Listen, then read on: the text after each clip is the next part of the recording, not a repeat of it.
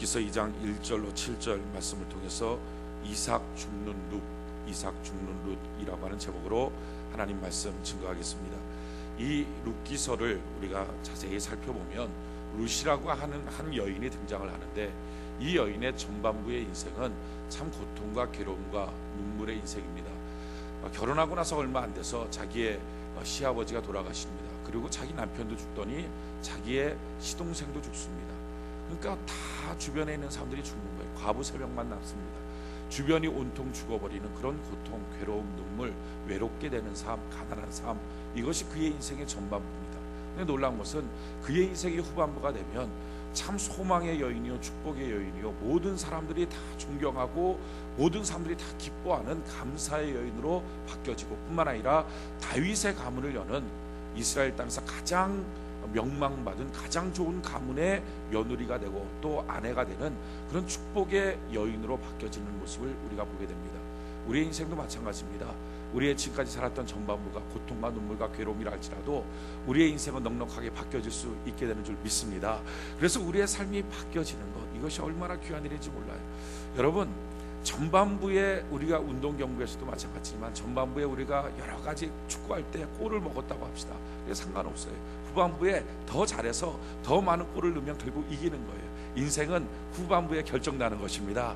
지금까지 우리가 어떻게 살았느냐, 하나님은 여기에 그렇게 크게 관심이 없어요. 지금까지 사는 걸 어떻게 바꾸겠어요? 살아온 거를요, 그냥 살아온 거예요. 그런데 문제는 앞으로 살아갈 날이에요. 앞으로 살아갈 날 하나님의 관심이 있어요. 우리가 앞으로 살아갈 날이 기쁨의 날이 되고 축복의 날이 되고 은혜의 날이 되는 복이 있기를 바랍니다. 이 룻이라고 하는 여인이 어떻게 해서 이렇게 인생의 변화가 있습니까? 그것은 보아스라고 하는 한 사람을 만난 거예요. 우리 인생도 마찬가지예요. 우리 인생도 우리 인생의 전반부와 후반부가 완전히 달라져서 축복의 사람이 되려면 우리를 넉넉하게 건져내시는 예수님 만날 때 우리의 삶이 바뀌어지게 될 줄로 믿습니다. 문제는 이겁니다. 우리 다 같이 오늘 이 시간 예수님 만나러 모였어요. 이 땅에 5만 교회 1200만 성도들이 다 예수님 만나려고 모였어요. 근데 문제는 다 예수님 만나고 싶어서 모였지만 그렇게 다 만나는 것은 아니더라 하는 것입니다. 오르바도 있었고 룻도 있었어요. 그런데 룻만 보아스를 만납니다. 과연 그러면 어떻게 이 룻만 보아스를 만났는가? 보아스 만나는 길이 무엇이냐? 마찬가지로 우리는 과연 어떻게 하면 우리가 예수님 만날 수 있을까? 예수님 만나는 방법, 예수님 만나는 길이 뭘까 하는 것입니다. 많은 시간 우리가 예배를 드리지만 그 예배를 통해서 예수님 만나는 삶, 예수님 만나는 현장, 이걸 경험하는 사람들이 그렇게 많지는 않습니다. 과연 예수님 만나는 건 어떻게 만나야 됩니까? 어떻게 우리 인생이 바뀌어질 수 있습니까? 성경에 보면요, 이삭이라고 하는 한 인물이 등장을 합니다. 이 이삭은 아브라함을 이어서 이스라엘의 이제 족장이 됩니다. 그런데 참 안타까운 것은 족장이 딱 되자마자 흉년이 듭니다. 성경은 이와 같이 말해요. 창세기 26장 1절에 보면 아브라함 때 첫 흉년이 들었더니 또 그 땅에 또 흉년이 들매 이삭이 그랄로 가서 블레셋 왕 아비멜렉에게 이르렀더니, 그러니까 이삭이 딱 족장이 됐어요. 족장이 돼서 지금 무엇인가 포부를 갖고 시작을 하려고 해요. 그런데 딱 시작을 하려고 하는 그때 흉년이 들어버린 거예요. 결혼하자마자 실직한 것, 이런 거랑 비슷한 거예요. 무엇인가 하고 싶은데 그냥 딱 막혀버린 거예요. 자기가 원하는 계획대로 스케줄을 딱 짜서 사업을 딱 시작하자마자 불경기, IMF, 이런 거랑 지금 똑같은 거예요. 지금 족장이 되어서 무엇인가 자기의 포부를 딱 세우려고 하는 그 순간에 흉년이 딱 들었어요. 그래서 먹고 살 길이 없으니까 자기 땅에서 이사를 해서 블레셋 땅, 자기가 아닌 그 이민족의 땅에 가서 거기서 좀 땅을 좀 빌려달라. 그렇게 해서 먹고 살 길이 없으니까 그렇게 해서 거기서 먹고 살려고 지금 이렇게 이사를 가는 거예요. 이렇게 이사 가서 어디에 거기 가서 땅을, 블레셋 왕 아비멜렉한테 땅을 조금 얻습니다. 그 땅을 얻어서 거기서 농사를 해요. 원래 이삭은 목축을 하는 사람입니다. 양을 치는 사람이에요. 양을 치는 사람인데 흉년이니까 물이 없으니까 양들이 다 목말라 죽었어요. 자기 원래 전공이 아니에요. 다 죽었어요. 전공 어떻게 할 방법이 없어요. 그러니까 씨 몇 개 얻어갖고 그 블레셋 사람들 씨 얻어갖고 땅을 좀 달라. 이민족이 왔는데 좋은 땅 주겠습니까? 나쁜 땅 주겠습니까? 나쁜 땅, 남의 땅, 자기 땅도 아니에요. 나쁜 땅, 남의 땅 얻어서 자기가 한 번도 해보지 않았던 농사를 지은 거예요. 흉년에 그것도 씨를 뿌린 거예요. 그냥 얼마나 자기 마음속에 그냥 먹고 살기나 했으면 좋겠다, 굶어 죽지 않았으면 좋겠다, 식솔이나 좀 살렸으면 좋겠다, 아마 이런 마음 갖고 씨를 뿌렸을 거예요. 성경에 참 놀라운 사건이 기록되는데 창세기 26장 같은 그와 같이 씨를 뿌렸는데 흉년에 땅에 농사하여, 이삭이 그 땅에 농사하여 그의 100배나 얻었고 여호와께서 복을 주심으로 그 사람이 창대하고 왕성하여 마침내 거부가 돼요. 할렐루야. 여러분 참 놀라운 거죠. 지금 이삭은요 자기 전공 과목이 아니에요. 자기 전공 목축업이에요. 그러니까 전공을 할 수 있는 상황이 아니에요. 왜? 흉년 들어서 양들이 다 죽었어요. 전공도 아니고 지금 자기 땅도 아니에요. 좋은 땅도 아니고 남의 나라 가서 땅을 좀 빌려달라 그랬으니 얼마나 안 좋은 땅 죽겠어요. 안 좋은 땅, 농사도 안 되는 땅, 이런 땅 얻었어요. 그런 땅에 가서 자기가 한 번도 해보지 않았던 씨를 뿌리고 농사를 곁눈질로 배워서 그렇게 농사하는 거예요. 그런데 놀라운 것은 그 농사를 하는데 거기서 100배나 얻어서 거기서 그의 인생이 역전되는 거부가 되기 시작하였다. 할렐루야. 이 놀라운 사건이 일어난 거예요. 아파트 한 채 있었는데 1년 지냈더니 아파트 100채 됐다. 이거 지금 이 사건이에요.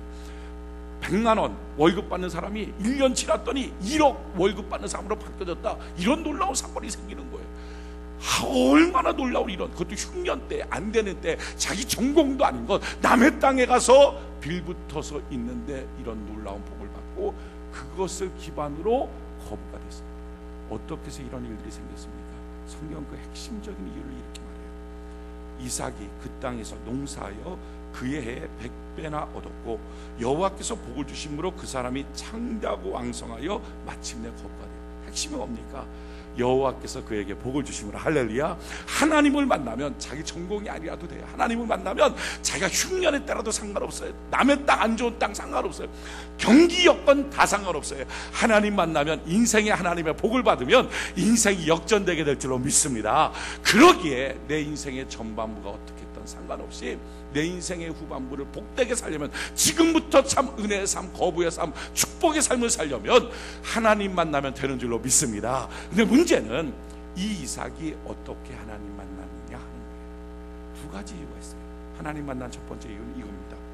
창세기 26장 1절로 5절에 보면 아브라함 때 첫 흉년이 들었더니 그 땅에 또 흉년이 들매 이삭이 그랄로 가서 블레셋 왕 아비멜렉에게 이르렀더니 여호와께서 이삭에게 나타나 이르시되 애굽으로 내려가지 말고 내가 내게 지시하는 땅에 거주하라.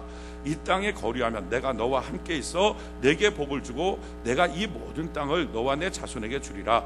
내가 내 아버지 아브라함에게 맹세한 것을 이루어 내 자손을 하늘의 별과 같이 번성하게 하며 이 모든 땅을 내 자손에게 주리니 내 자손으로 말미암아 천하 만민이 복을 받으리라.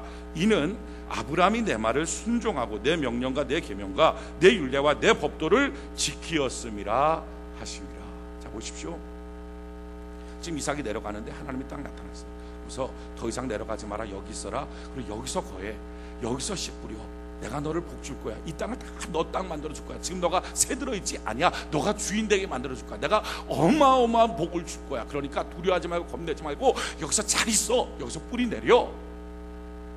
하나님이 나타나서 말씀하시는 거예요. 그 말씀에 따라서 이삭이 흉년에 때지만 담대함을 갖고 씨를 뿌리고 하나님의 복을 받아서 100배나 복을 받는 그런 거부가 되는 역사가 나타나요. 자, 하나님이 나타났어요. 왜 이런 하나님이 특별하게 이삭한테 특별하게 이렇게 은혜를 베풀어 주십니까? 성경은 이렇게 말해요. 이는 아브라함이 내 말을 순종하고 내 명령과 내 계명과 내 율례와 내 법도를 지켰기 때문에. 야, 너 아버지 아브라함이 순종했기 때문에 지금 너 자식한테 잘해주는 거야. 이삭한테 잘해주는 거야. 이렇게 말하는 거예요. 여러분, 우리가 신앙생활을 잘해야 됩니다. 이유는 우리가 하나님의 은혜와 복을 받을 뿐만 아니라 더 놀라운 사실은요, 내가 신앙생활 잘하면 하나님은 내 자녀를 특별하게 존귀한 존재로 여겨주신다는 것입니다. 이게 성경의 기록이에요. 그 아버지 아브라함 때문에 그 아들 이삭한테 하나님이 특별히 나타나세요. 특별히 말씀하시고 특별한 은혜와 은총을 베풀어 주시고. 여러분, 이 사건이 여기 하나만 있는 게 아니라 솔로몬 때도 마찬가지예요. 솔로몬은요 참 좋은 아버지를 만났어요.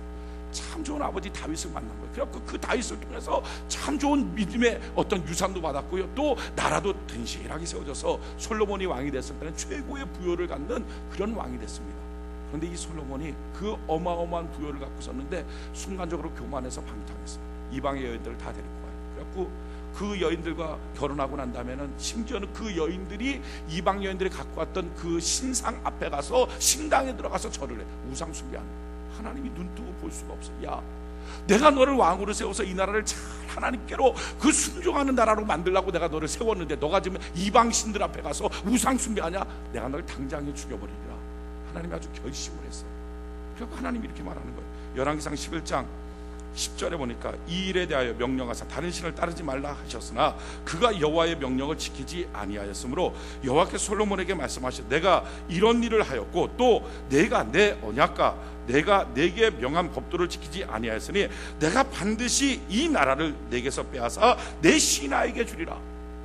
내가 이 나라 뺏어서 너 신하한테 줄 거야. 보십시오. 고려라고 하는 왕조가 조선이라고 하는 고려 왕조 때 신하였던 이성계가 조선 왕조를 세웠어요. 정권이 바뀐 거예요. 왕권이 그냥 넘어간 거예요. 왕권이 넘어가면 어떻게 됩니까? 그 전에 왕족이었던 사람 다 죽습니다. 왕씨는요 다 고려 시대 때는 제가 왕족이라고 이렇게 다녔어요. 그런데 조선으로 딱 넘어가니까 이 씨가 왕이 되니까 왕씨는 다 죽이는. 그러니까 남아있는 사람이 살려고 막 점 하나 찍어갖고 옥시 만들고 별별 하면서 사는 거예요. 싹 죽는 거예요. 그러니까 야 너의 나라를 뺏어서 너의 신한테 넘겨주겠다 하는 말은 솔로몬 너는 꼼짝없이 죽고 너의 자손 하나도 남김없이 다 죽일 거야. 하나님이 이렇게 결심한 거예요. 그런데도 참 놀라운 것은요 그 다음 구절에 이렇게 나와요. 그러나 12절부터 보면 그러나 내 아버지 다윗을 위하여 내 세대는 이 일을 행하지 아니하고 내 아들의 손에서 빼앗으려니와 오직 내가 이 나라를 다 빼앗지 아니하고 내 종 다윗과 내가 택한 예루살렘을 위하여 한 지파를 내 아들에게 주리라 하셨다. 야, 너 죄로 보면은 너 싹 뽑아서 다른 사람한테 왕권을 주고 너는 이 자리에서 죽어야 돼. 마땅하게. 그러나 내가 이것을 시행할 때 지금 시행하지 않을 거야. 너 자식 때 가서 시행할 거야. 왜? 너 아버지 다윗이 참 충성됐기 때문에 너 아버지 다윗의 낯빛을 보고 너는 살려준다. 뿐만 아니라 완전히 뺐으면 너희 가문이 멸절이 되는데 너희 아버지 다윗이 너무 충성했기 때문에 한 지파 12지파 중에서 한 지파는 남겨둬서 그 지파로 너희의 생명이 연장되도록 만들어줄 거야 라는 부모의 신앙. 이게 얼마나 중요한지 몰라요. 그 부모의 신앙 때문에 그 부모가 하나님 앞에 했던 것 때문에 자식이 무너질 때도 하나님이 지켜주고 자식이 흉년일 때도 하나님이 지켜주고 할렐루야. 특별하고 독특한 하나님의 은혜가 있더라 하는 것입니다. 자, 그런데 그러면 부모만 잘 만나면 되느냐? 아니에요. 사실 이건 기본적인 어떤 조건이고 환경이고요. 훨씬 더 중요한 게 있어요. 바로 본인이에요. 아무리 좋은 부모 만나도 그 자녀는요 엉뚱하게 믿음 다 팽개치고 돌아갈 수 있어요. 아무리 참 형편없는 부모 만나도 개천에서 욕 나오듯이 기가 막힌 인물이 나올 수가 있어요. 정말 중요한 변수. 물론 부모 잘 만나면 훨씬 더 좋은 기반 되죠. 훨씬 더 좋은 조건 됩니다. 훨씬 더 좋은 삶에 대한 어떤 출발선이 다를 수 있습니다. 그러나 아무리 그래도요 진짜 가장 중요한 변수는 본인 자신이에요. 그 본인이 어떤 사람이냐 하는 거예요. 이삭이 왜 이렇게 어마어마하게 복을 받습니까? 이유가 있어요. 그는 원칙이 있는 사람이에요. 무슨 원칙을 가졌냐면은 창세기 26장 25절에 보면 이삭이 그곳에 제단을 쌓고 여호와의 이름을 부르며 거기 장막을 쳤더니 이삭의 종들이 거기서도 우물을 받더라. 그러요 어디를 가든지 딱 제단을 쌓아 예배 중심으로 하나님 중심으로 교회 중심으로 딱 서 있어요. 그리고 나서는 자기의 장막 가정을 잘 보살펴요. 그리고 우물 받아. 이삭은 이 세 가지 다 잘했어요. 하나님 앞에 온전한 예배 드리고 교회 안에 충성된 일꾼 되는 것, 가정 안에서 참 멋진 아버지가 되면서 자녀를 잘 양육하고 보살피는 것 뿐만 아니라 사업하는 것, 우물 파는 것, 이거 사업이거든요. 이거 하는 것 세 가지 다 손색 없이 잘합니다. 물론 우선순위는 있죠. 이 우선순위가 부딪히게 되면 제일 처음에 하나님 앞에 서는 것, 두 번째 가정, 세 번째 일, 이렇게 우선순위가 있지만 그렇게 해서 하나님 앞에 쓴다고 가정 팽개치고 또 가정 앞에 쓴다고 일 팽개치고 그러지 않았어요. 세 가지 다 잘한 거예요. 자기가 섬기는 사장에게도 인정받지 못하는 사람이 어떻게 하나님께 인정받습니까? 가정 안에서도 인정받지 못하는데 어떻게 하나님께 인정받습니까? 교회에서 목사한테도 인정받지 못하는데 어떻게 하나님께 인정받습니까? 여러분, 룻이 어떻게 해서 보아스 만납니까? 이유가 이거예요. 룻은요 하나님 잘 섬겼어요. 자기 시부모를 통해서 들은 그 하나님에 대해서 믿고 그때부터 하나님을 잘 믿은 거예요. 뿐만 아니라 시어머니 얼마나 잘 섬깁니까? 어머니의 백성이 나의 백성이 되고, 어머니 가는 곳에 나도 가고, 어머니 돌아가시는 곳에 나도 죽겠습니다. 어머니를 그렇게 잘 섬겨요. 뿐만 아니라 어머니만 잘 섬기고 가만히 있는 게 아니라 밖에 나가서 이삭 죽겠습니다, 일도 잘하고. 이 세 가지 다 잘했더니 보아스만, 셋 중에 하나 빠졌으면요 보아스만 만납니다. 우리 신앙도 마찬가지예요.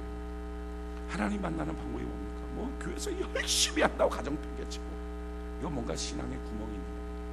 가정생활 열심히 한다고 하나님이라는 거 팽개치고, 이거 뭔가 좀 구멍이 있는 거예요. 또 일 열심히 한다고 가정 팽개치고, 그냥 뭘 자녀들 어떻게 했는지 모르고 그냥 사업한다고 뛰어다니고, 이거 뭔가 좀 구멍 난 거예요. 잘못된 거. 이 세 가지 다 잘하는 거, 이럴 때 하나님 만나요. 아마 여러분들이 생각할 때, 아니 어떻게 이 세 가지를 다 잘합니까? 이거 어떻게, 사람이 어떻게 이 세 가지를 어떻게 다 잘할 수 있습니까? 아니요. 세 가지 다 잘하는 핵심 원리가 있습니다. 그게 바로 뭐냐면은 이삭을 죽는 작은 소리. 이게 핵심입니다.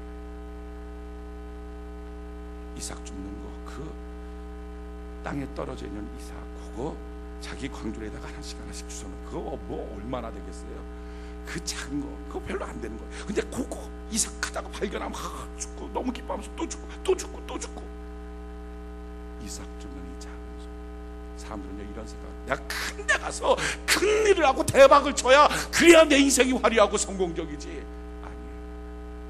그럼 큰 손이 아니라 이삭 죽는 작은 손이 돼야 교회에서도 가정에서도 일터에서도 다 인정받는 사람. 큰 손 우리 좋아하는데요. 2002년도에 미국 역사상 최고의 복권액, 로또 당첨액을 받은 사람이 있어요. 워테커라는 사람인데, 이 사람은 3,692억 달러. 이게 뭐 우리 돈으로 얼마큼 되는지 모르겠어요. 3,692억 달러. 단지 달러로서 쭉 쌓아놓으면 백두산을 2배 올라간대요. 2배. 그러니까 뭐 얼마큼 되는지 모르겠는데 감이 안 나는데, 아무튼 3,692억 달러. 근데 이 사람이 그걸 받아갖고 처음에는 참 겸손했어요. 700만 달러를 헌금하고 가난한 사람 나눠줬어요. 금방 타락한 거예요. 술 먹고 도박하고 스트립쇼 하는 데 가고 2년 만에 알거죠. 큰 손, 우리나라 큰 손이라 그러면 장영자 씨, 큰 손 장영자. 아마 젊은 세대는 장영자 씨 잘 모를 텐데, 이 장영자 씨가 얼마나 대단한 사람이냐면은 38살에, 나이 38살에 6,400억 원을 사기를 했습니다. 대단하죠? 38살에 6,400억. 이게요, 여러분들이 생각할 때 사기친 게 뭐가 돼? 아니, 그래도 사기를 치려면 6,400억 원이 어디 있는지는 알아야 가서 사기칩니다. 우리 같은 사람은요, 사기치고 싶어도 가서 사기칠 데가 어디 있는지를 몰라. 그런 돈들을 한번 이렇게 굴러가는 걸 본 적이 없으니까 최소한 6,400억 원 사기치려면 자기는 한 1,000억 원 정도를 갖고 있었다는 거예요. 그러니까 그게 사기가 되는 거예요. 우리는 가서 어디서 10만 원 정도 사기나 칩니까? 그것도 못 쳐. 10만 원 꼭 갖고 올 때도 없어. 그런데 이 사람은 38살에 6,400억 원을 그냥 사기를. 그리고 감옥 갔어요. 그리고 다시 나와서는 94년도에 140억. 끝발 있잖아요. 계속 140억 사기친 거예요. 2000년도에 225억. 참, 난 이렇게 돈 꺼주고 사기를 당하는 사람들이 대단한 것 같아요. 그렇게 계속 감옥 가는데도 225억을 사기를 친 거예요. 끝발 있잖아요. 나이 60인데도 감옥에 있는 거예요. 큰 소리. 여러분, 크게 나는 그런 이삭 같은 거 나 안 주서, 내가 당장 굶어 죽어도 그거 안 주서. 아니에요. 그 작은 손. 이삭 주는 그 작은 손. 여러분, 큰 손 되고 나면요, 가정 안에서 남편이 우습게 보여요. 큰 손이 되고 싶은 마음이 있으면, 아이고 월급 그거 요거 갖고서 내가 뭐 갖고 사. 아이고, 이런 남편 만나서 내 평생 고생해. 가정 안에서 불화투성이 인생이 불러지죠. 교회 안에서도 큰 손 내고 싶으면, 내가 지금 뭐 하는데 여기 앉아있고 있냐, 아주 그냥 교회 안에서도, 회사 가서도 내가 이 짓 하려고 내가 대학 나오고서 회사도 가니까 큰 손 내고 싶으면요, 만족하는 게 없어요. 어디 가도 인정합니다. 감사하고. 에덴 동산 왜 아담과 하와 뺏겼습니까? 사탄이 와서 이렇게 말하는 거예요. 야, 너 이거 선악과 한 입 먹으면 또 하나님처럼, 여러분 한 입 먹으면 하나님처럼 될 것 같으면 다 하나님처럼 돼. 그게 말이 돼. 한 입만 깨물어 먹으면 너 하나님처럼 될 거야. 큰 손 될 거야. 넘어가서 결국 선악과 먹고 다 뺏기는 거야. 마귀가 하는 말들을 보면요, 참 재밌어요. 신기해요. 그러니까 마귀가 하는 말은요, 특징이 있어요. 그래서 우리가 들을 때, 아, 이게 마귀 음성이구나, 아, 이게 하나님 음성이구나, 이게 구분이 되는 이유는요, 마귀는 맨날 마귀 말만 해. 그래서 마귀 어떻게 특징이냐면은 누가복음 4장 5절로 8절에 보면 마귀가 또 예수를 이끌고 올라와서 순식간에 천하만국을 보이며 이르되 이 모든 권위와 그 영광을 내가 네게 주리라. 이것은 내가 네게 넘겨준 것이므로 내가 원하는 자에게 주노라. 그러므로 내가 만일 네게 절하면 다 내 것이 되리라. 예수께서 대답하여 이르시되 기록된 바 주 너희 하나님께 경배하고 다만 그를 섬기라 하였느니라. 자, 보십시오. 마귀가 하는 말의 특징이 뭐예요? 순식간에 보여줘. 순식간에 보여줘. 그리고 난 다음에는 와서, 야, 너가 나한테 한 번만 딱 절하면 이거 내가 다 줄게. 이게 마귀예요. 그러니까 누군가가 그런 얘기를 하면요, 야, 너 한 번에 대박치고 이거 넣으면은, 야, 한 번에 너가 1000만 원씩 딱딱 떨어지는 거. 1000만 원씩. 그냥 100만 원만 집어넣으면 막 6개월 만에 그 다음서부터 1000만 원씩 떨어. 그거 있으면 자기가 아직 그 사람한테 얘기를 하겠어요? 찾아와서. 다 사기치는 거. 이게 다 사기치는 거. 근데 거기에 그냥 넘어가서 그냥. 마귀가 하는 말이 이런 특징이 있어요. 순식간에 천하만국 한 번만 절하면 손쉽게 무엇인가 되는 것처럼 말합니다. 그런데 하나님의 음성은 달라요. 하나님의 음성은 어떻게 들려집니까? 이렇게 들려지는 거예요. 출애굽기 23장 22절로 30절에 내가 그의 목소리를 잘 청종하고 내 모든 말대로 행하면 내가 내 원수에게 원수가 되고 내 대적에게 대적이 될지라. 내 사자가 내 앞서가서 너를 아모리 사람과 헷 사람과 브리 사람과 가나안 사람과 히윗 사람과 여부 사람에게로 인도하고 나는 그들을 끊으리니 너는 그들의 신을 경배하지 말며 섬기지 말며 그들의 행위를 본받지 말고 그것들을 다 깨뜨리며 그들의 주상을 부수고 내 하나님 여호와를 섬기라. 그러면 여호와가 너희의 양식과 물에 복을 내리고 너희 중에서 병을 제하리니 내 나라에 낙태하는 자가 없고 임신하지 못하는 자가 없을 것이라.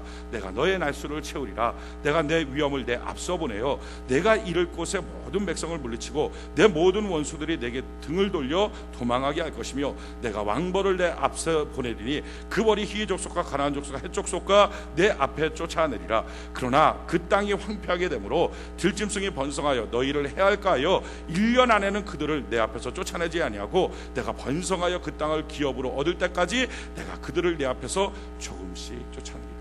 이게 하나님의 음성이에요. 하나님 뭐라 그래요? 야, 내가 너한테 이런 복을 줄게. 그런데 그 복이 뭐냐면은 너 양식과 물의 복을 주고 다 임신하게 만들고 낙태하지 않게 만들고 너 날수 내가 채워줄 거야. 그리고 너한테 복을 주는데 너 앞에 있는 대적들 내가 서서서 몰아낼 건데 한 번에 싹 몰아내면 안 되니까 1년 동안 안 몰아내다가 그 다음부터는 조금씩 몰아내. 그리고 이 말이 은혜가 돼야 돼요.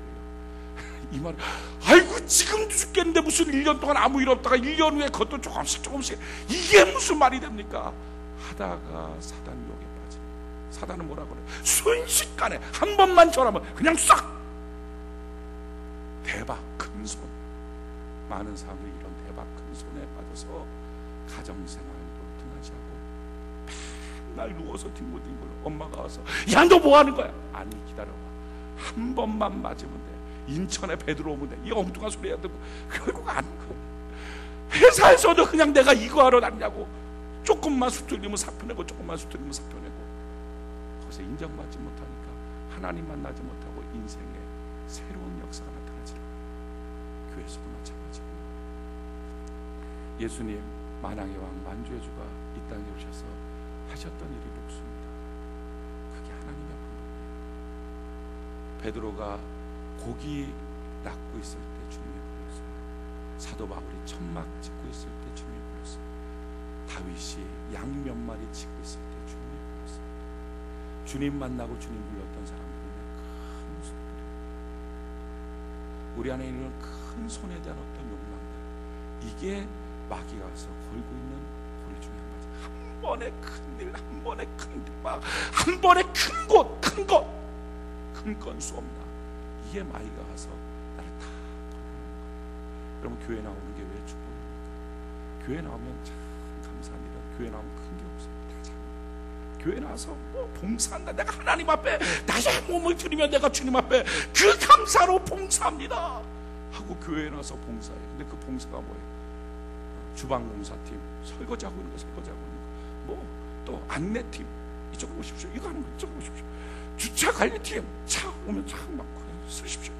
뭐 대단한 거 큰 거, 청소팀, 화장실 청소, 대단한 거 큰 거 하나도 없어요. 교회 내에서요 큰 일이 뭐가 있어요? 아무것도. 장로님 되면 대단할 것 같습니까? 아니에요. 장로님들 뭐 하는지 아십니까? 주일날 예배 끝나고 나면 목양실에 가고 다 돈 세고 앉아있어요. 그 돈 세고 난 다음에 야 10원 하나 맞추는 거예요. 이거 100원 하나 맞추고, 야 요거 안 맞으면 막 애를 쓰다 맞으면 할렐루야 그러고 집에 가는 거예요. 목사는 또 뭐 합니까? 전화가, 성도님 은혜 많이 받으세요, 나오세요. 그거 전화 끊는 거예요. 교회는요 큰 일이 없어요. 그래서 감사합니다. 그래서 교회에서 훈련받는 거예요. 여러분, 내가 교회에서 뭐 대단한 거 하는 것처럼 그런 거 교회는 하나도 없어요. 하나님 만나면요, 사울이라고 하는 사람이 하나님 만났어요. 다메섹 도성에서 사울이라고 하는 이름의 뜻은 큰 자라는 뜻이에요. 근데 하나님 만나자마자 이름이 바뀌어요. 파울로스, 작은 자. 교회 나오면 다 작은 자. 내가 이런 일을 하려고 아니에요. 그 일 때문에 내 영혼이 살고 그 일 때문에 내가 하나님 만나요. 아멘이십니까? 그 일 때문에 하나님 만나요. 분당에 가면 만납교회가 있어요. 김병사 목사님 벌써 목회하고 계시는데, 원래 김우영 목사님, 그 아버지 목사님이 개척하고 그렇게 했던 데인데 아들 목사님 받아서 참 목회 잘하고 있는 목사님이에요. 근데 그 김병사 목사님이 하신 말씀인데, 자기가 러시아에 있는 코스타, 그 유학생들을 모아서 이제 집회하는 코스타 대회를 갔다가 강사로 나오시는 목사님을 딱 봤더니 그 목사님이 소아마비에 걸린 목사님이에요. 다리를 쫄뚝쫄뚝 이렇게. 속으로 야, 정상인도 목회하기 그렇게 힘든데 저분 참 목회하기 힘들었겠다. 아이고 어떻게 목회했을까 하고 있는데, 그분의 간증을 듣는 동안에 너무 큰 은혜를 받았다는 거예요. 그분이 소아마비라서 어렸을 때서부터 이 장애를 좀 벗어나고 싶어서 하나님 앞에 그렇게 기도했대요. 나 좀 소아마비에서 좀 벗어나겠다, 이 병을 좀 고쳐달라고. 그렇게 기도하면서 여기저기 안수받을 때 다 쫓아다니면 안수받고, 뭐 아무튼 능력 있다는 목사님 다 쫓아다니면 안수받고, 그렇게 기도하고, 뭐 믿음이 연약한가 이것도 하고 저것도 안 고쳐지더래요. 아무리 안수받아도 안 되더래요. 그러다가 어느 날 소명을 받고 자기가 이제 주의 종이 되겠습니다, 목사가 되겠습니다 했다는 거예요. 목사가 되겠다 하고 난 다음에 하나님 앞에, 하나님 내가 정말 귀한 목사 될게, 정말 중요한 목사 될게, 정말 생명 바쳐서 하나님 섬기는 목사 될게. 그러니까 이거 병 고쳐주세요. 병 고쳐주지 않으면 강대상에 올라올 때도 저도 올라오면은 내가 또 그렇고, 또 신방 갈 때도 그렇고, 하나님 이거 고쳐주시면 얼마나 내가 간증이 되고 기적이 되고 얼마나 좋습니까? 하나님 이거 고쳐주세요. 근데 목사 안수 받을 때까지 고쳐달라고 그렇게 했는데 안 고쳐주더라는 거예요. 그리고 안 고쳐주니까 하나님 앞에 이렇게 불만이 툭 올라온 거야. 왜 안 고쳐주세요? 내가 믿음이 부족한가 뭐가 막 그렇게 하고 다니다가 미국에 힐링센터라고 하는데, 미국의 힐링센터 우리나라 기도원 같은 거죠. 힐링센터. 거기를 힐링센터 내가 가서 치료받으려고 딱 들어갔대요. 들어갔더니 한 30명 정도 되는 할머니 할아버지들이 쭉 앉아갖고 그 목사님한테 이렇게 안수받으려고 이렇게 쭉 앉아있더래요. 근데 그 목사님이 안수를 하다가 갑자기 중간에 믿음의 기도는 모든 병을 치료합니다 이렇게 외치더래요. 순간적으로 그걸 다 아멘으로 너무 기쁨으로 받아야 되는데, 갑자기 탁 말씀을 받는 순간 더 걸린 거예요. 아, 그러면 믿음의 기도는 모든 병을 치료한다 그러면 나는 지금까지 믿음의 기도 안 한 거야? 왜 내 병은 치료가 안 돼? 뿐만 아니라 얼마나 많이 기도하는 사람의 병이 다 치료가 안 되는데 뭔 얘기하는 거야? 분노가 확 일어나더래요. 그래갖고 분노해서 말이 안 되는 소리 하고 딱 이렇게 속을 하고 있는데, 이제 자기 이제 안수 받을 차례가 돼갖고 딱 안수해갖고 그 목사님 딱 안수하려니까, 잠깐만요 목사님, 제가 먼저 물어볼 거 있어요. 목사님, 정말 믿음의 기도는 병이 다 치료받습니까? 그랬더니 그 목사님이 예, 모든 믿음의 기도는 다 병을 치료합니다. 그 분노가 확 일어나고, 그러면 나는 지금까지 이렇게 열심히 기도하고 안수받고 별일 다 하고 다녔는데 왜 나는 치료가 안 됩니까? 그 목사님이, 그럼 제가 한 가지 물어볼게요. 이거 질문에 답하면 제가 답변해 드릴게요. 그러더니 사도 바울이 육신에 가시가 있지 않았습니까? 그 성경학자들은 그 가시가 간질이나 안질이라 그러거든요. 그게 있었는데 3번씩 하나님께 기도했죠. 네, 맞습니다. 그 3번씩 기도해서 결국은 하나님의 응답을 받았어요. 그러면서 병이 치료됐습니까? 안 됐습니까? 이렇게 물어보더래요. 그렇지, 맞아. 사도 바울도 그렇게 믿음의 사람도 기도했는데 병이 치료 안 됐어. 성경에 보면 병 치료 안 됐거든요. 병 치료 안 됐죠. 그러니까 맞아요. 병 치료 안 됐잖아요. 근데 그 목사님 그러더니 아니요, 병이 치료된 거예요. 순간적으로 이 사람 이단이다. 영주가 성경에도 없는 얘기한다. 이단이다. 어떻게 그럴 수 있냐고. 근데 그 다음에 그 목사님이 하시는 말씀이 이 젊은 청년 목사의 머리를 햄머로 치는 것 같은 충격을 줍니다. 그 목사님이 이렇게 말한 거예요. 자기 병 고쳐달라고 그렇게 기도해서 하나님 만났습니다. 그때 하나님이 이렇게 말했어요. 바울아, 너 몸에 그런 병이 있는 거 아프지 힘들지. 그런데 그러기 때문에 너가 나를 계속 찾지 않냐. 그러기 때문에 너 평생 나라고 하는 존재를 잊어버리지 않지 않냐. 그러기 때문에 내가 너랑 함께 있을 수 있지 않냐. 그러기 때문에 내가 너랑 동행하지 않냐. 이게 너 은혜 아니야. 그 주님의 말씀을 사도 바울이 아멘하고, 자, 그렇게 아멘하고 받은 그는요, 아직도 안질하고 간질이 그대로 있었죠. 그럼에도 불구하고 그 안질과 간질이 그에게 병입니까? 아니요. 그때부터는 병이 아니고 그게 그에게 있어서 은혜예요. 잘합니다. 나 이것 때문에 주님과 동행해요. 나한테는 이런 은혜가 있어. 병이 아니에요. 약점이 아니에요. 이게 치료받은 거예요. 그럼 주님 만나면 누구든지 치료받아요. 문제는 이거예요. 많은 사람들이 주님 만나서 자기가 강해지고 싶어요. 주님 만나서 자기가 부자가 되고 싶어요. 근데 주님이 원하는 것은 그게 아니라, 내가 널 만나서 너가 강해지는 게 아니야. 너가 약함이 있을 때 내가 너의 강함이 돼줄게. 잘 들어야 돼요. 너가 강해지는 게 아니라 너가 약할 때 내가 너의 강함이 돼줄게. 왜요? 사람은 자기가 강해지고 나면요, 어느 순간부터 주님 없어도 되는 줄 알아요.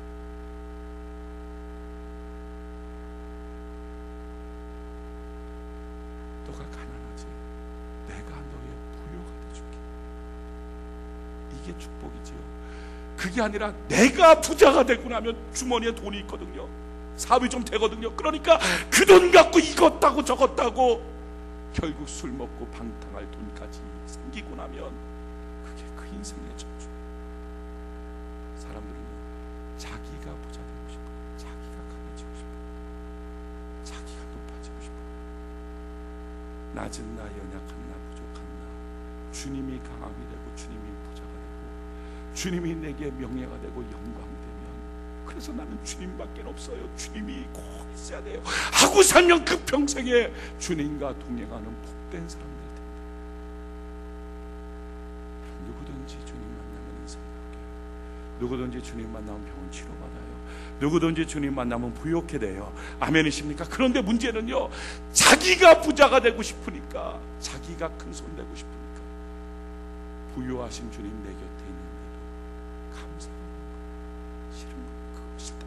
당장 내 주머니에 돈이 있어야 되지. 그게 아니라 부자 되신 주님, 부유하신 주님, 나와 함께 하신다는 사실을 알기에 이제 돈에 대해서 걱정도 없고 염려도 없고 상관도 없다. 뿐만 아니라 필요한 것이 있으면 주님 앞에 기도하면 주님이 채워주신다. 이런 강력한 믿음이 있으니까 나는 살 수 있다. 이게 감사거리가 아닌 거예요. 자기 주머니에 돈 몇 푼이 있어야 좋은 거예요. 자기가 부자 되고 싶어요. 그렇게 큰 손 되고 싶으니까 교회에서도 만족을 못하고, 가정에서도 만족을 못하고, 회사에서도 만족을 못하고, 어디 가도 인정받지 못하는 사람, 얼마 안 있다가 마음 둥둥둥둥둥 떠나면서, 가정에서도 마음 떠나고, 회사에서도 마음 떠나고, 교회에서도 마음 떠나고, 평생의 교회를 다니는 하나님 못 만나는 사람, 하나님 못 만나는 사람. 여러분, 우리 하나님 만나는 거 참 간단해요. 교회에서도 가정에서도 일터에서도 인정받으면 돼요. 사람한테 참 인정받아요. 인정받는 방법 참 간단합니다. 이삭 죽는 자, 이게 됩니다. 사도 바울의 고백이 뭐예요? 고린도후서 12장 7절로 10절에 보면, 여러 계시를 받은 것이 지극히 크므로 너무 자만하지 않게 하시려고 내 육체에 가시 곧 사단의 사자를 주셨으니 이는 나를 쳐서 너무 자만하지 않게 하려 하심이라. 이것이 내게서 떠나가기 위하여 내가 3번 주께 간구하였더니 나에게 이르시기를 내 은혜가 내게 족하리라. 이는 내 능력이 약한 데서 온전하여 짐이라 하시니라. 그러므로 도리어 크게 기뻐함으로 나의 여러 연약한 것들에 대해서 잘 보십시오. 병 나았어요, 안 나았어요? 병 나았어요. 약점이 아니에요. 주님 앞에 자랑하면서 이것 때문에 내가 이제 주님과 동행할 수 있군요. 기쁨이 돼. 이는 그리스도의 능력이 내게 머물게 하려 함이라. 그러므로 내가 그리스도를 위하여 약한 것들과 능욕과 궁핍과 박해와 곤고를 기뻐하노니 이는 내가 약한 그때 곧 강함이라. 그러면서 1장 30절로 31절에 이렇게 말씀합니다. 너희는 하나님께로부터 나서 그리스도 예수 안에 있고 예수는 하나님께로부터 나와서 우리에게 지혜와 의로움과 거룩함과 구원함이 되셨으니 기록된 바 자랑하는 자는 주 안에서 자랑하라 함과 같게 하려 함이라. 여러분, 예수님은 나의 의로움이 되시고 예수님은 나의 구원이 되시고 할렐루야, 예수님은 나의 자랑이 되시고 예수님은 나의 부요가 되시고 이렇게 되기를 원하는 거예요. 나한테 의를 줘버리고 주님과 상관없이 사는 거예요. 나한테 부요를 줘버리고 주님 이제 없어도 된다고, 난 돈 있으니까 됐다고 가는 인생이야. 나한테 그냥 건강을 통째로 딱 줘서 평생 어디 가나 냉수 마찰하면서 병 걸리지 않은 몸 딱 주고 이제 주님 상관없다고 살게 하는 그런 인생 아니에요. 몇 박 뛰는 순간마다 주님 없으면 안 된다는 걸 아는 이와 같은 삶이다. 이게 은혜고요.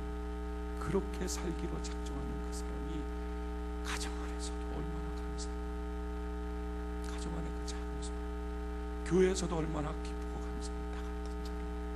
회사 생활에서도요, 커피 타 갖고 가면서도 콧노래를 부르면서 감사하는 거예요. 이렇게 하는 그 일을 통해서 그 보스들이 다 인정해주고 인정받는 그 길 앞에 하나님이 그래, 내가 너를 한다, 내가 너를 수고한다, 넌 나 없으면 안 되지, 넌 나 없으면 이 땅을 사는데 지렁이같이 살지, 지렁이 같은 내가 너와 함께하리라. 할렐루야.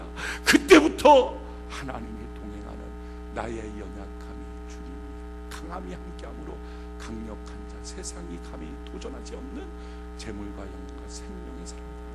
올해 주신 말씀이 뭡니까? 겸손과 여호와를 경외함에 대한 보상은 재물과 영과 생명. 여러분, 우리가 주님 안에 큰 손대지만 할렐루야, 주님 안에서 작은 손, 이삭 짓는 손대는 은혜가 있기를 바랍니다. 다 작은 손, 그러면 인정받아요.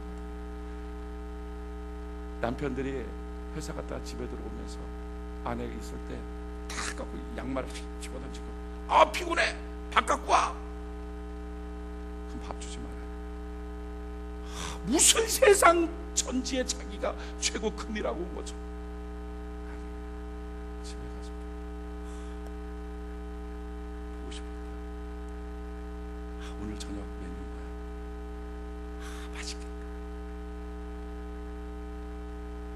그게 가정에서도 주님 만나는 법. 여러분, 우리 큰 손 말고 주님 안에 작은 손, 이삭 좋은 손, 작은 이삭 하나씩 하나씩 주어가면서 감사가 있는 은혜가 있기를, 그래서 주님 만나고 동행하고 인생이 바뀌어지는 은혜가 있기를 예수님 이름으로 축원해 드립니다.